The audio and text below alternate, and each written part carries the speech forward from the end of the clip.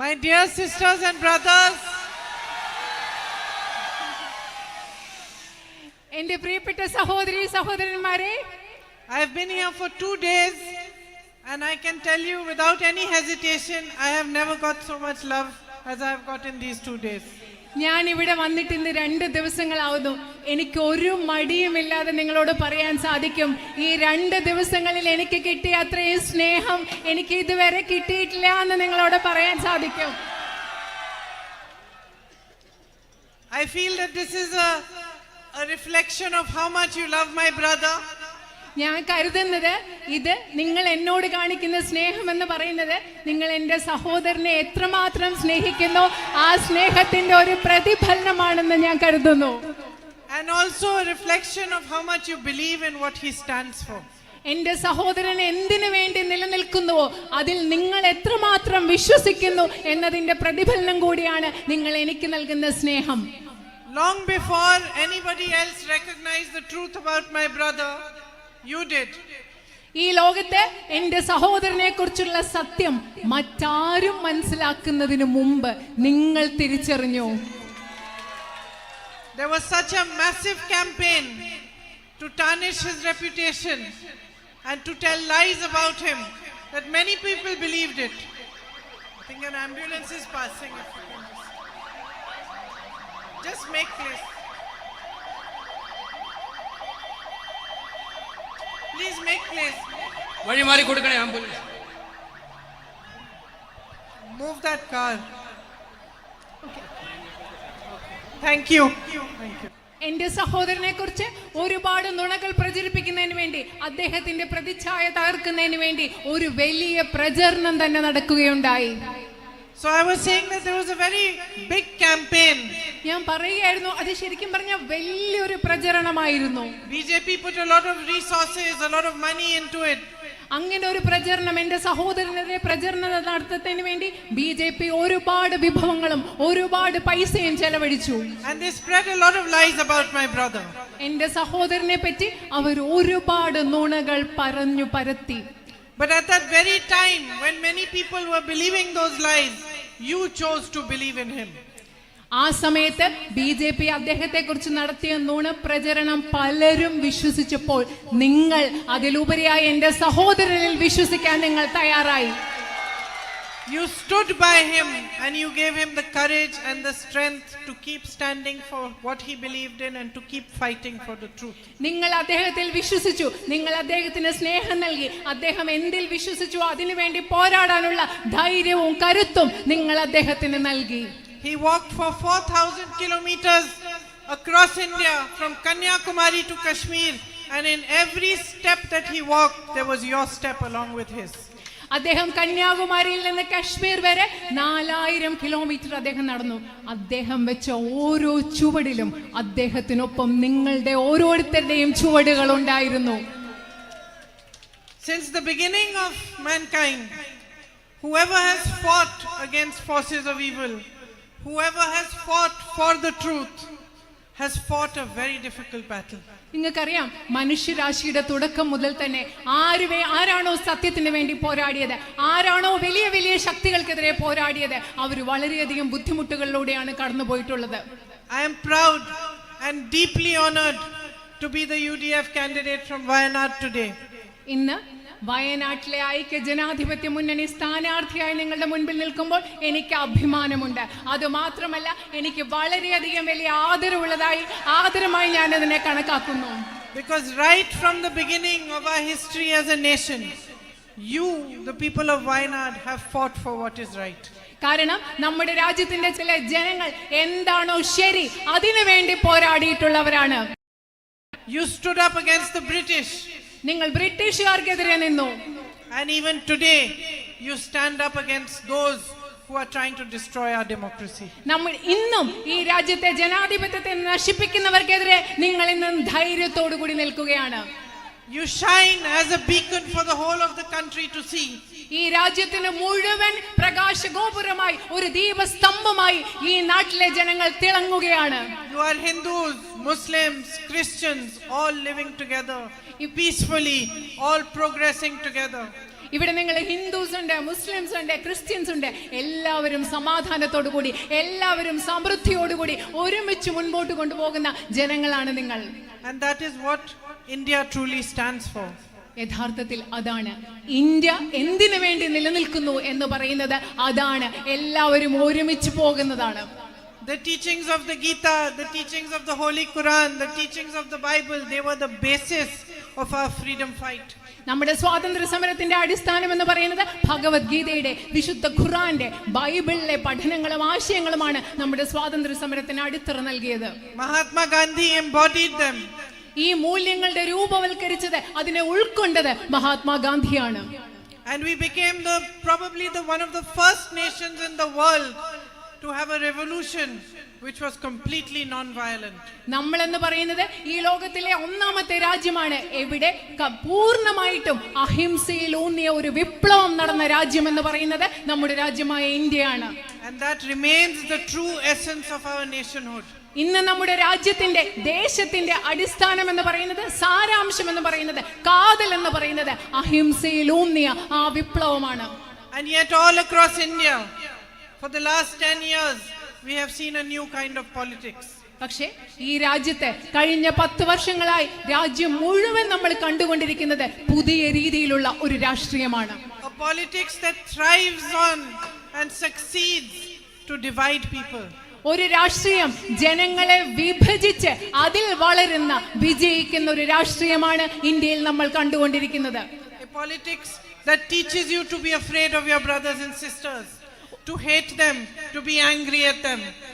നിങ്ങളുടെ സഹോദരി സഹോദരന്മാരെ ഭയപ്പെടാനുള്ള, നിങ്ങളുടെ സഹോദരി സഹോദരന്മാരെ വെറുക്കാനുള്ള, അവരോട് ദേഷ്യം കാണിക്കാനുള്ള ഒരു രാഷ്ട്രീയമാണ് ഇന്ന് നമ്മുടെ രാജ്യത്ത് നിലനിൽക്കുന്നത്. A politics that works only for a handful of rich business people, the friends of the Prime Minister, and everything, all his policies, everything that he does is designed only to benefit them. പ്രധാനമന്ത്രിയുടെ സുഹൃത്തുക്കളായ അതിസമ്പന്നരായ 5 or 6 വ്യവസായികളെ സഹായിക്കാനുള്ള ഒരു രാഷ്ട്രീയം, ഈ രാജ്യത്തിലെ എല്ലാ നയങ്ങളും തീരുമാനങ്ങളും അവരെ സഹായിക്കാനുള്ള രീതിയിൽ മാത്രം നടക്കുന്ന ഒരു രാഷ്ട്രീയമാണ് ഇന്ന് നമ്മുടെ രാജ്യത്ത് നിലനിൽക്കുന്നത്. So on one side they create rifts between people, they divide people. On the other side they make policies that benefit only the businessmen who support them and provide them with funds. ഒരു വശത്ത് അവർ ജനങ്ങളുടെ ഇടയിൽ ഭിന്നിപ്പുണ്ടാക്കുന്നു, ജനങ്ങളെ വിഭജിക്കുന്നു. മറുവശത്ത് അവരെന്താണ് ചെയ്യുന്നത്? ഈ രാജ്യത്തെ സമ്പത്ത് മുഴുവനും, ഈ രാജ്യത്തെ മുഴുവൻ ഉപയോഗങ്ങളും, ഗവൺമെന്റിന്റെ നയങ്ങളുടെ ഉപയോഗങ്ങൾ കുറച്ച് ബിസിനസ്സുകാർക്ക്. All the contracts for roads are given to them. റോഡുകൾ നിർമ്മിക്കാനുള്ള എല്ലാ കരാറുകളും അവർക്കാണ് നൽകുന്നത്. The subsidiaries of the PSUs that used to provide jobs for you, those have been handed to them. പൊതുമേഖലാ സ്ഥാപനങ്ങളുടെ അനുബന്ധ സ്ഥാപനങ്ങൾ, നിങ്ങൾക്ക് അവിടെ ജോലി ലഭിച്ചിരുന്നു, ആ സ്ഥാപനങ്ങളും ഈ പ്രധാനമന്ത്രിയുടെ സുഹൃത്തുക്കളായ വ്യവസായികൾക്ക് നൽകുകയാണ്. So what rightfully belongs to you is being taken away from you. നിങ്ങൾക്ക് ന്യായമായി, ഈ രാജ്യത്തെ ജനങ്ങൾക്ക് ന്യായമായി അവകാശപ്പെട്ടതെല്ലാം നിങ്ങളുടെ കൈകളിൽ നിന്ന് എടുത്തു മാറ്റപ്പെടുകയാണ്. And at the same time divisiveness is being spread. അതേ സമയം തന്നെ രാജ്യത്ത് വിഭാഗീയത പടർത്തിക്കൊണ്ടിരിക്കുകയാണ്.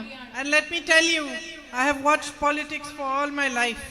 ഞാൻ നിങ്ങളോട് ഒരു കാര്യം പറയട്ടെ, എൻ്റെ ജീവിതകാലം മുഴുവൻ ഞാൻ രാഷ്ട്രീയം നിരീക്ഷിച്ചു വന്ന ഒരാളാണ്. This kind of hatred that the BJP tries to spread amongst brothers and sisters, this kind of anger, this kind of fear, it never benefits the common man. ഞാനൊരു കാര്യം പറയട്ടെ, BJP രാജ്യത്ത് ജനങ്ങളുടെ ഇടയിൽ ഇന്ന് പ്രചരിപ്പിച്ചുകൊണ്ടിരുന്ന, വർദ്ധിപ്പിച്ചുകൊണ്ടിരിക്കുന്ന വിഭാഗീയത, ദ്വേഷം, വിദ്വേഷം, ഭയം, ഇതൊരിക്കലും സാധാരണ മനുഷ്യരെ സഹായിക്കുന്ന ഒന്നല്ല. It only benefits those who are in power because of they are spreading these kind of policies. ഇങ്ങനത്തെ നയങ്ങൾ ഇവർ BJP ഗവൺമെന്റ് പ്രചരിപ്പിക്കുന്നത് കൊണ്ട് ഇത് സഹായിക്കുന്നത് അധികാരത്തിലിരിക്കുന്ന ആളുകളെ മാത്രമാണ്, സാധാരണക്കാരെ അല്ല. Harm only comes to the public and the people. ഇതിന്റെ ഫലമായിട്ട് സാധാരണക്കാരായ ജനങ്ങൾക്ക് ഉപദ്രവം മാത്രമാണ് ഉണ്ടാകുന്നത്. At times of elections, at times when new governments are to be elected, real issues are not discussed. തെരഞ്ഞെടുപ്പിന്റെ സമയത്ത്, പുതിയ ഗവൺമെന്റുകളെ തെരഞ്ഞെടുക്കുന്ന സമയത്ത് ജനങ്ങളെ ബാധിക്കുന്ന യഥാർത്ഥ പ്രശ്നങ്ങളെ പറ്റി ഇവിടെ ചർച്ച ചെയ്യുന്നതേയില്ല. Emotional issues are created to spread more hatred and anger. ജനങ്ങളുടെ ഇടയിൽ കൂടുതൽ വിദ്വേഷവും ദ്വേഷവും ദേഷ്യവും പരത്തുന്നതിന് വേണ്ടി വൈകാരികമായ പ്രശ്നങ്ങളാണ് ഈ രാജ്യത്ത് ഉണ്ടാക്കിയെടുക്കുന്നത്. So that the politics of the BJP can benefit from it. അതുകൊണ്ട് രാജ്യത്ത് വൈകാരിക പ്രശ്നങ്ങൾ ഉണ്ടാക്കി BJPയുടെ രാഷ്ട്രീയത്തിന് അതിൽ നിന്ന് ഉപയോഗം ഉണ്ടാകുന്നതിന് വേണ്ടി അത്തരം ഒരു രാഷ്ട്രീയമാണ് ഇവിടെ നടക്കുന്നത്. So what about the real issues? അപ്പൊ എന്താണ് ജനങ്ങളുടെ യഥാർത്ഥ പ്രശ്നങ്ങൾ? അതിനെക്കുറിച്ച് എന്താണ് പറയേണ്ടത്? What about all the young people here, educated girls and boys who cannot find jobs? ഇവിടെയുള്ള വിദ്യാസമ്പന്നരായ പെൺകുട്ടികളും ആൺകുട്ടികളും ജോലി ലഭ്യമല്ലാത്ത ജോലി കിട്ടാത്ത അവരെ കുറിച്ച് എന്താണ് പറയേണ്ടത്? What about all these small businesses, all these shops I see over here? ഇവിടെ കാണുന്ന ചെറിയ ചെറിയ കടകള്, ചെറിയ ചെറിയ വ്യാപാര സ്ഥാപനങ്ങൾ, കടകൾ, അതിനെ കുറിച്ച് എന്താണ് പറയേണ്ടത്? Who are crumbling under the weight of policies like demonetization, GST. Note നിരോധനം, ചരക്ക് സേവന നികുതി തുടങ്ങിയ തീരുമാനങ്ങളിലൂടെ വളരെയധികം ബുദ്ധിമുട്ട് അനുഭവിക്കുന്ന ഈ ചെറിയ ചെറിയ കച്ചവടക്കാരെ കുറിച്ച് എന്താണ് പറയേണ്ടത്? Who never got any support during the entire time of COVID. കോവിഡിന്റെ സമയത്ത് യാതൊരു പിന്തുണയും കിട്ടാത്ത ഇവരെ കുറിച്ച് എന്താണ് പറയേണ്ടത്? While governments around the world were trying to support small businesses to keep them going during that difficult period. ആ വലിയ ബുദ്ധിമുട്ടുള്ള സമയത്ത് ലോകമെമ്പാടുമുള്ള ഗവൺമെന്റുകൾ ചെറിയ ചെറിയ കച്ചവടക്കാരെയും വ്യാപാര സ്ഥാപനങ്ങളെയും അവരെ സംരക്ഷിക്കാൻ ശ്രമിച്ചുകൊണ്ടിരുന്നപ്പോൾ, പിന്തുണയ്ക്കാൻ ശ്രമിച്ചുകൊണ്ടിരുന്നപ്പോൾ നമുക്ക് എന്താണ്, നിങ്ങൾക്ക് എന്താണ് കിട്ടിയത്?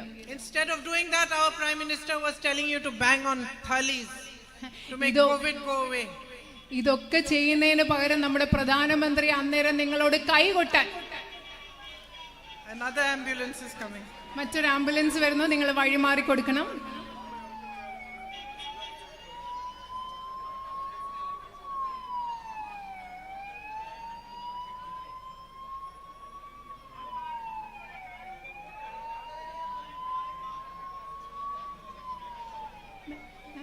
So what happens to these real issues? നേരത്തെ പറഞ്ഞുകൊണ്ടിരുന്നത് പ്രധാനമന്ത്രി കോവിഡ് സമയത്ത് ചെറിയ കച്ചവടക്കാരെ സംരക്ഷിക്കുന്നവരെ നിങ്ങളോട് കൈകൊട്ടാൻ പറഞ്ഞുകൊണ്ടിരിക്കുകയാണ് ചെയ്തത്. അതുകൊണ്ട് ഇപ്പൊ നമ്മൾ ചോദിക്കുന്ന ചോദ്യം, ഇത് യഥാർത്ഥ പ്രശ്നങ്ങൾക്ക് എന്താണ് സംഭവിക്കുന്നത്? Here in Wayanad, you're primarily an agricultural community. ഇവിടെ നിങ്ങൾ പ്രധാനമായിട്ട് ഒരു കാർഷിക സമൂഹമാണ്. Instead of helping you, instead of giving a push to agriculture, you find that the public discussion is about things that have nothing to do with it. പക്ഷെ കൃഷിയെ സഹായിക്കുന്നതിനപ്പുറം, കൃഷിക്ക് പിന്തുണ നൽകുന്നതിന് പകരം നിങ്ങൾക്ക് കാണാം ഇവിടെ ചർച്ചകൾ നടത്തുന്നത് നിങ്ങളെ ബാധിക്കാത്ത പ്രശ്നങ്ങളെ പറ്റിയാണ് ഇവിടെ ചർച്ചകൾ നടക്കുന്നത്. And in the north of India, when lakhs of farmers come protesting up to Delhi, the prime minister doesn't even have 2 minutes time to listen to their problems. അത് മാത്രമല്ല, രാജ്യത്തിന്റെ വടക്കു ഭാഗത്ത് ലക്ഷക്കണക്കിന് കർഷകർ ഡൽഹിയിലേക്ക് പ്രതിഷേധ മാർച്ചുമായി വന്നപ്പോൾ പ്രധാനമന്ത്രിക്ക് അവരോട് സംസാരിക്കാൻ 2 മിനിറ്റ് പോലും ഇല്ലായിരുന്നു. They come during elections, they promise you MSP on your crops over here, even on rubber, but you don't see that. നിങ്ങൾ ഇലക്ഷന്റെ സമയത്ത് നിങ്ങൾ കാണും, അവർ വന്നിട്ട് നിങ്ങൾക്ക് മിനിമം താങ്ങുവില നൽകുമെന്ന് പറയും, റബ്ബറിന് താങ്ങുവില നൽകുമെന്ന് പറയും, പക്ഷെ പിന്നെ അതൊന്നും നടക്കുന്നതായി നിങ്ങൾ കാണുന്നില്ല. So the question before our country today is, how long are we going to allow this kind of politics to rule over us? ഇന്ന് നമ്മുടെ മുമ്പിലുള്ള ഏറ്റവും വലിയ ചോദ്യം ഇതാണ്. ഈ രാജ്യത്തുള്ള ഏറ്റവും വലിയ ചോദ്യമാണ്, എത്ര കാലം ഇങ്ങനെ ഒരു രാഷ്ട്രീയത്തെ നമ്മളെ ഭരിക്കാൻ നമ്മൾ സമ്മതിക്കുമെന്നുള്ളതാണ് ഇന്ന് നമ്മുടെ മുമ്പിലുള്ള ഒരു വലിയ ചോദ്യം. Until slowly we lose all our rights. നമ്മൾ പതുക്കെ നമ്മുടെ ഓരോ അവകാശങ്ങൾ നമുക്ക് നഷ്ടപ്പെട്ടുകൊണ്ടിരിക്കുകയാണ്. Until democracy is completely weakened.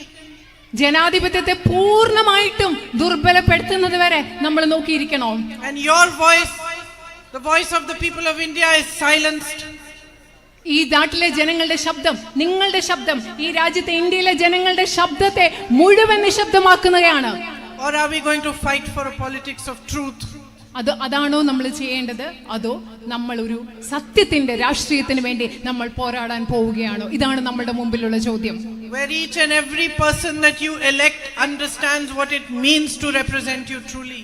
അവിടെ ഒരു രാഷ്ട്രീയം എന്ന് പറയുന്നത് നിങ്ങൾ തിരഞ്ഞെടുക്കുന്ന ഓരോ പ്രതിനിധിയും കൃത്യമായി മനസ്സിലാക്കുന്നു, നിങ്ങളുടെ പ്രശ്നങ്ങൾ എന്താണെന്ന് കൃത്യമായി മനസ്സിലാക്കുന്ന ഒരു രാഷ്ട്രീയമാണോ നിങ്ങൾക്ക് വേണ്ടത്? Where those who are in power understand that it is not power that belongs to them, it belongs to the people. അത് മാത്രമല്ല, നിങ്ങൾക്ക് ഇത്തരം ഒരു രാഷ്ട്രീയമാണോ വേണ്ടത്? അവരുടെ അധികാരത്തിലിരിക്കുന്നവർ മനസ്സിലാക്കുന്നു, ഈ ഞങ്ങളുടെ കയ്യിലുള്ള അധികാരം എന്ന് പറയുന്നത് ഞങ്ങൾക്കുള്ളതല്ല, മറിച്ച് ജനങ്ങൾക്കുള്ളതാണെന്ന് മനസ്സിലാക്കുന്ന ഒരു രാഷ്ട്രീയമാണോ നിങ്ങൾക്ക് വേണ്ടത്? So I am saying all this to you today, and I know this is a by-election, so it's at the moment unique to Wayanad that you're having another election now. But I'm saying all this to you because it is very, very important for your voice to be heard today. ഞാനിന്ന് എന്തിനാണ് ഇതൊക്കെ നിങ്ങളോട് പറയുന്നത്? ഇവിടെ ഒരു ഉപതെരഞ്ഞെടുപ്പ് നടക്കുമ്പോൾ, വയനാട്ടിൽ ഉപതെരഞ്ഞെടുപ്പ് നടക്കുമ്പോൾ എന്തിനാണ് പറയുന്നത്?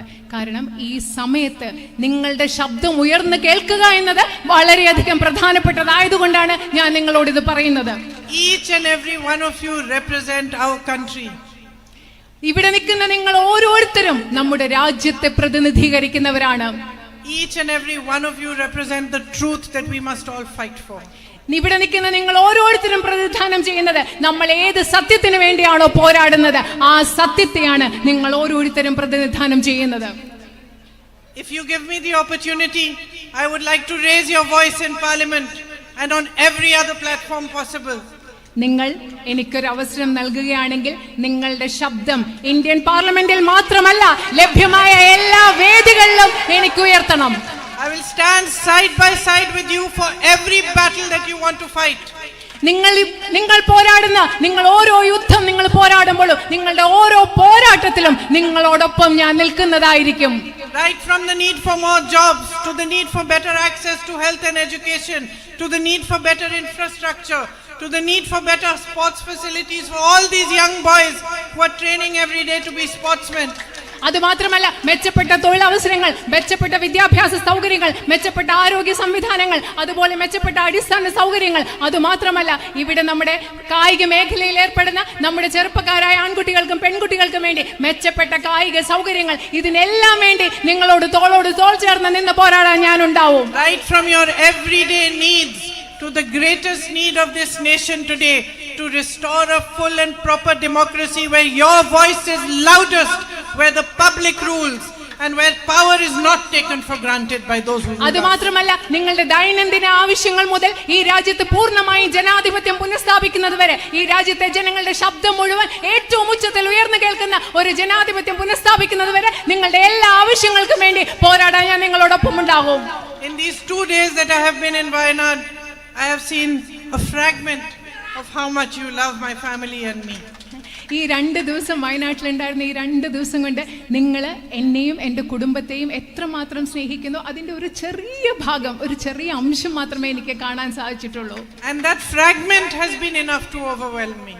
ആ ചെറിയ അംശം, നിങ്ങളുടെ സ്നേഹത്തിൻ്റെ വലിയ സ്നേഹത്തിൻ്റെ ഒരു ചെറിയ ഭാഗം തന്നെ അത്യധികമായി എന്നെ കീഴ്പ്പെടുത്തി കഴിഞ്ഞിരിക്കുന്ന ഒന്നാണ്. Everywhere I go, you are waiting for me, hugging me, kissing me like your own daughter, your own sister.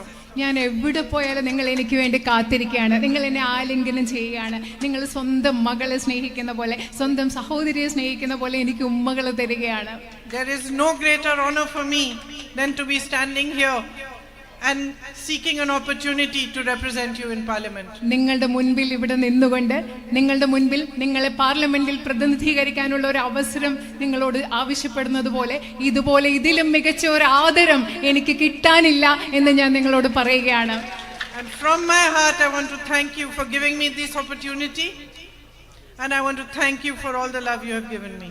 എൻ്റെ ഹൃദയത്തിൻ്റെ ആഴങ്ങളിൽ നിന്നും നിങ്ങൾ എനിക്ക് നൽകിയ അവസരത്തിന് നിങ്ങളോട് നന്ദി പറയാൻ ആഗ്രഹിക്കുന്നു. അതുപോലെ നിങ്ങൾ നൽകുന്ന എല്ലാ സ്നേഹത്തിനും ഞാൻ നിങ്ങളോട് നന്ദി പറയാൻ ആഗ്രഹിക്കുന്നു. I will not disappoint you and I will not let you down. That is my promise to you. നിങ്ങളോട് എനിക്ക് നൽകാനുള്ള വാഗ്ദാനം ഇതാണ്, ഞാൻ ഒരിക്കലും നിങ്ങളെ നിരാശപ്പെടുത്തില്ല എന്ന വാഗ്ദാനമാണ് ഞാൻ നിങ്ങൾക്ക് നൽകുന്നത്. Thank you for being here and for waiting for me. I know it's very hot and you must be having many other things to do today. I'll see you again soon. നിങ്ങൾ ഈ ചൂടത്ത്, എനിക്കറിയാം വലിയ ചൂടത്ത് നിങ്ങൾക്ക് ഒരുപാട് കാര്യങ്ങൾ ചെയ്യാനുണ്ടാവും, എന്നിട്ട് നിങ്ങൾ ഇവിടെ വന്നു എന്നെ കാത്തു നിന്നു, അതിന് നിങ്ങൾക്ക് പ്രത്യേകം നന്ദി. നിങ്ങളെ വളരെ വേഗം നമുക്ക് വീണ്ടും കാണാം. നന്ദി.